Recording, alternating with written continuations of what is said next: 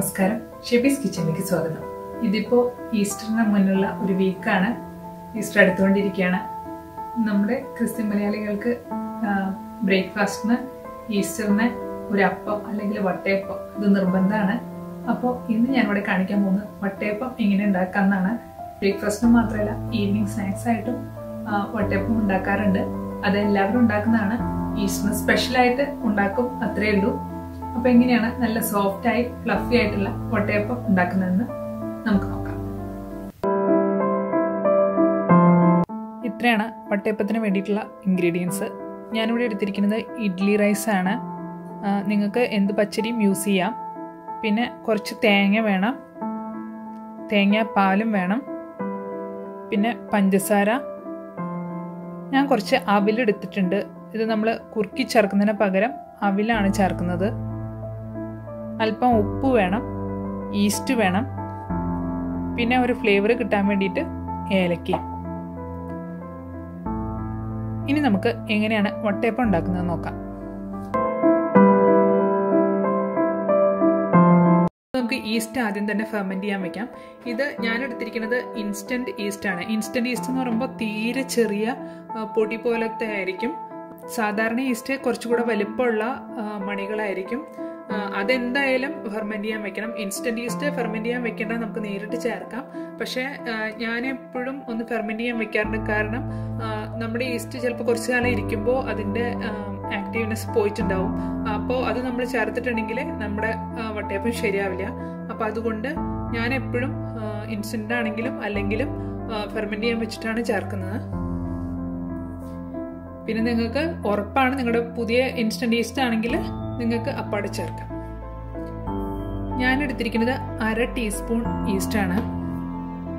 ഇതിലേക്ക് ഞാൻ 1 ടീസ്പൂൺ പഞ്ചസാര കൂടി ഇടുന്നുണ്ട്. പിന്നെ ചെറിയ ചൂടുവെള്ളം, തിളയ്ക്കുന്ന വെള്ളം ആവരുത്, ചൂടുവെള്ളമാണ് പറയണത്.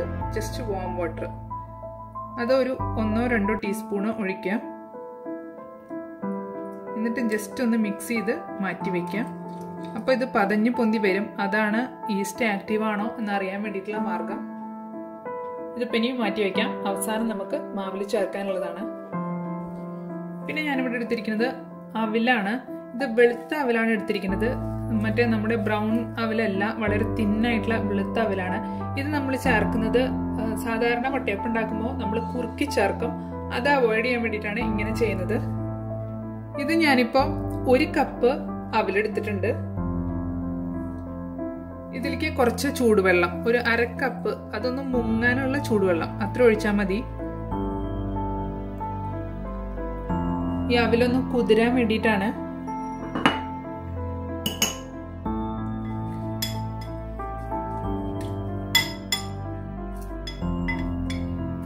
ആ വെള്ളത്തിലേക്ക് അവില് ഒന്ന് ആക്കി കൊടുക്കാം. ഇതും തിളയ്ക്കുന്ന വെള്ളമൊന്നും ഒഴിക്കേണ്ട, ജസ്റ്റ് ഒരു വാം വാട്ടർ ഒഴിച്ചാൽ മതി. ഇനി ഇതും മാറ്റി വയ്ക്കാൻ നമുക്ക് അവസാനം ചേർത്താൽ മതി. ഇനി നമുക്ക് അരി അരയ്ക്കാം.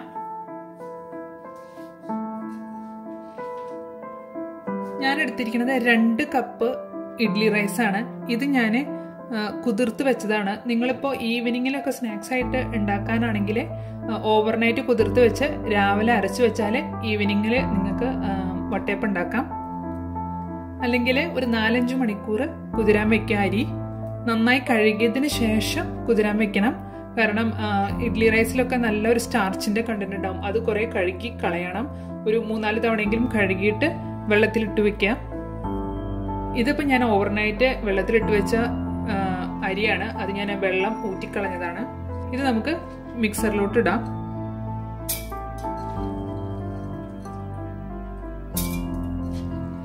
നിങ്ങളുടെ മിക്സിയുടെ കപ്പാസിറ്റി അനുസരിച്ചിട്ട് 1-2 തവണയായിട്ട് അരച്ചെടുക്കണം. ഇതിലേക്ക് ഞാൻ കുറച്ച് തേങ്ങാപ്പാൽ ഒഴിക്കുകയാണ്. ഞാനിവിടെ മൊത്തത്തിൽ 1 കപ്പ് തേങ്ങാപ്പാലാണ് ഒഴിക്കുന്നത്. അപ്പോൾ അതൊന്ന് കുറച്ച് ഒഴിക്കുകയാണ്. ആദ്യം തന്നെ കുറേ വെള്ളം ഒഴിച്ചിട്ട് അരി അരയ്ക്കാൻ തുടങ്ങരുത്. അപ്പം അരി ശരിക്കും അരയില്ല.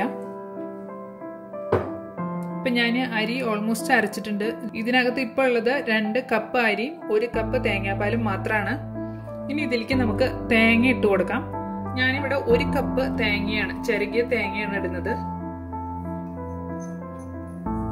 തേങ്ങ ജസ്റ്റ് ഒന്ന് ഒതുക്കിയിട്ട് ഈ മാവില് ചേർക്കുന്നത് കാണാം. അതായത് ഇതിന്റെ കൂടെ അരയ്ക്കാതെ അങ്ങനെയും വട്ടയപ്പം ഉണ്ടാക്കാം. പിന്നെ ഞാനൊരു 1/2 കപ്പ് പഞ്ചസാര ഇടുന്നുണ്ട്. പഞ്ചസാരയുടെ അളവൊക്കെ നിങ്ങളുടെ ഇഷ്ടം പോലെ ഇടണം. നിങ്ങൾക്ക് ടേസ്റ്റ് മധുരം കുറവാണ് വേണ്ടെങ്കിൽ കുറച്ചിട്ടാൽ മതി. അതുപോലെ തന്നെ കറി കൂട്ടി കഴിക്കാനാണെങ്കിൽ കുറച്ച് മധുരം കുറച്ചിടണം. അല്ലെങ്കിൽ ഭയങ്കര മധുരവും പിന്നെ എരിവും കൂടെ ചേരാത്ത പോലെ തോന്നും. ഈ കഴിക്കുമ്പോൾ ചിലർക്ക് നല്ല മധുരം വേണം. അതിനനുസരിച്ച് നിങ്ങൾ മധുരം അഡ്ജസ്റ്റ് ചെയ്യണം.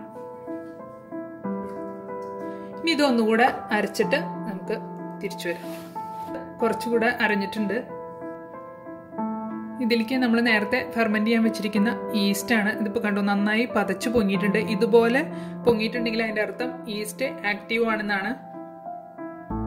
അപ്പൊ അത് നമുക്ക് മാവിലോട്ട് ചേർക്കാം.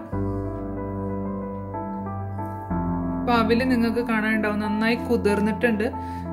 കണ്ടോ ഇങ്ങനെ ഒട്ടുന്ന പരിവായിട്ടുണ്ട്. അതും ഇതിലിട്ട് കൊടുക്കാം.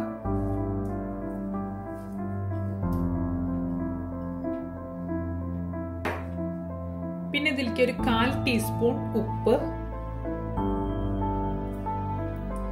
പിന്നെ ഞാന് നേരത്തെ കാണിച്ച ഏലക്കയുടെ കുരു മാത്രം എടുത്ത് കുറച്ച് പഞ്ചസാരയുടെ കൂടെ ഇട്ട് പൊടിച്ചെടുത്തതാണ്. ഞാനിവിടെ ഒരു 4 ഏലക്ക എടുത്തിട്ടുണ്ട്. നിങ്ങൾക്ക് എത്ര ഫ്ലേവറിങ് വേണമെങ്കിൽ അതിനനുസരിച്ച് എടുക്കാം. ഇനി ഏലക്ക ഇട്ടില്ലെങ്കിലും നിങ്ങൾക്ക് ഏലക്കയുടെ സ്മെല്ല് ഇഷ്ടമില്ലെങ്കിൽ ഏലക്ക ഇടാണ്ടിയും ഉണ്ടാക്കാൻ പറ്റിയപ്പം. ഇനി ഇത് നമുക്ക് നന്നായി അരച്ചെടുക്കാം. അരയ്ക്കുമ്പോൾ എന്തെങ്കിലും അരയ്ക്കുന്നതിൽ വെള്ളത്തിന്റെ കുറവുണ്ടെങ്കിൽ നിങ്ങൾക്ക് ഒരു അല്പം വെള്ളം ഒഴിച്ചു കൊടുക്കാം. അല്ലെങ്കിൽ ഒരു അല്പം കൂടെ തേങ്ങാപ്പാൽ ഒഴിച്ചു കൊടുക്കാം. നമ്മുടെ ബാറ്റർ അരച്ചിട്ടുണ്ട്. ഞാനിതൊരു പാത്രത്തിലേക്ക് ഒഴിക്കുകയാണ്. ഇത് നല്ല കട്ടിയുണ്ട്. ഒരു അല്പം കൂടെ വെള്ളം ഞാൻ ഒഴിച്ച് ഇതൊന്ന് മിക്സ് ചെയ്ത് വെക്കാൻ പോവാണ്.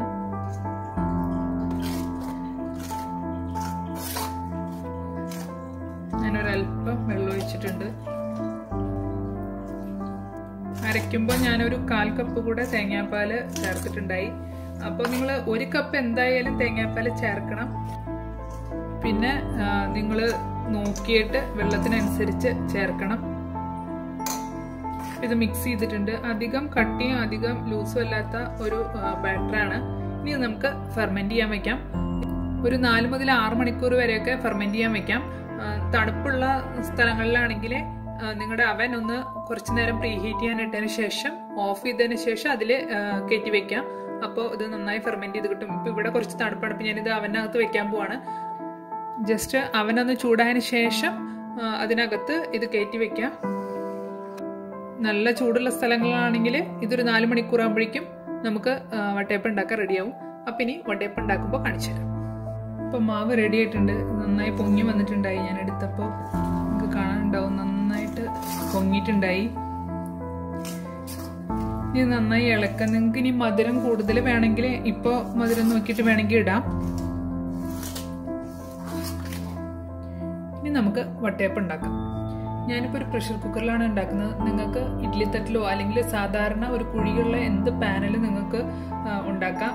വെള്ളത്തിൽ നിന്ന് പൊന്തി നിൽക്കാനായിട്ട് ഞാനൊരു തട്ടിട്ടുണ്ട്. അതിൻ്റെ മുകളിൽ ഒരു ബൗളിൽ ഞാൻ കുറച്ച് വെളിച്ചെണ്ണ തടവിയിട്ടുണ്ട്. അപ്പോൾ നമുക്ക് പെട്ടെന്ന് വട്ടയപ്പം വിട്ട് കിട്ടാൻ വേണ്ടിയിട്ടാണ്. ഇതിപ്പോൾ ചില്ലിൻ്റെ പാത്രം തന്നെ വെക്കണമെന്നൊന്നുമില്ല. നിങ്ങളുടെ കയ്യിലുള്ള സ്റ്റീലിൻ്റെ പ്ലേറ്റ് ആയാലും മതി. ഇപ്പോൾ വെള്ളം തിളച്ചു തുടങ്ങിയിട്ടുണ്ട്. ഞാനിതിനകത്തോട്ട് വട്ടയപ്പത്തിന്റെ മാവ് ഒഴിക്കുകയാണ്.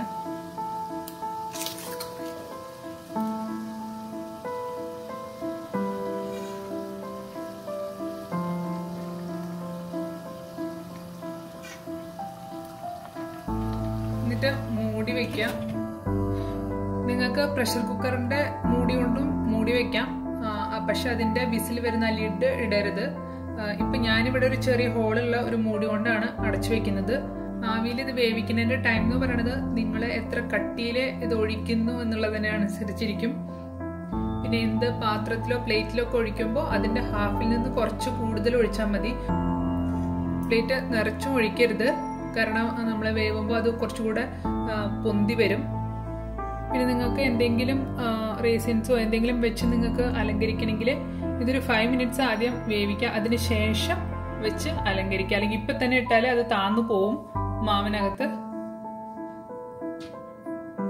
പകുതി വേവായതിനു ശേഷം അലങ്കരിക്കാം. അപ്പോൾ അതിൻ്റെ മുകളിൽ തന്നെ നിൽക്കും.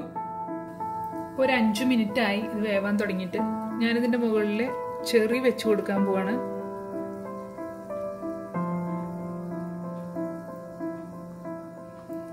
നാട്ടിലൊക്കെ കിട്ടുന്ന ചെറിയാണെങ്കിൽ നല്ല ചുവപ്പ് കളർ ഉണ്ടാവും. ഇവിടുത്തെ ഗ്ലേസ്ഡ് ചെറിക്ക് അത്ര ഒരു ചുവപ്പ് കളർ ഇല്ല. അതുകൊണ്ടാണ് ഇതിങ്ങനെ ഇരിക്കുന്നത്. എന്നിട്ട് വീണ്ടും മൂടി വെക്കാം. ഇത് വേഗം ചെയ്യണം, അധികം നേരം തുറന്നു വെക്കരുത്. ഇപ്പം എൻ്റെ ആയിട്ടുണ്ട്, വട്ടയപ്പം റെഡി ആയിട്ടുണ്ട്. ഞാൻ തീ ഓഫ് ചെയ്തു. ഇനി ഇത് ഒരു 10 മിനിറ്റ് ഇങ്ങനെ ഇരിക്കട്ടെ. അതിനുശേഷം ചെറുതായിട്ട് ചൂടാറുമ്പോൾ നമുക്ക് നിന്ന് വിടിച്ചെടുക്കാം.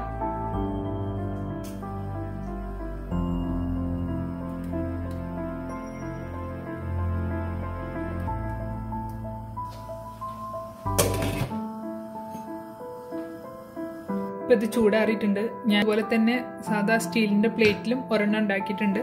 ഇത് ചില്ലിൻ്റെ ആയതുകൊണ്ട് പിന്നെ നമ്മൾ വെളിച്ചെണ്ണ തടവയുണ്ട്. ഇത് ജസ്റ്റ് ഒന്ന് ഇങ്ങനെ തിക്കിയാൽ തന്നെ ഇതിങ്ങ് പോരും. അപ്പോൾ ഇത് രണ്ടും വിട്ടു പോന്നിട്ടുണ്ട്. നിങ്ങൾക്ക് കാണാൻ പറ്റും. ഇതുപോലെ തന്നെ കിട്ടിയിട്ടുണ്ട്. എന്താ ബൗളിൻ്റെ ഷേപ്പാണ്, അതുകൊണ്ടാണ് ഇങ്ങനെ ഇരിക്കുന്നത്. പ്ലേറ്റിലാവുമ്പോൾ നേരെ പരന്നിട്ട് തന്നെ കിട്ടും. അപ്പോൾ ഈസ്റ്ററിന് വേണ്ടിയിട്ടുള്ള വട്ടയപ്പം റെഡി ആയിട്ടുണ്ട്. എല്ലാവരും ട്രൈ ചെയ്ത് നോക്കണം. ഇഷ്ടപ്പെട്ടാൽ ഷെയർ ചെയ്യണം. Thanks for watching.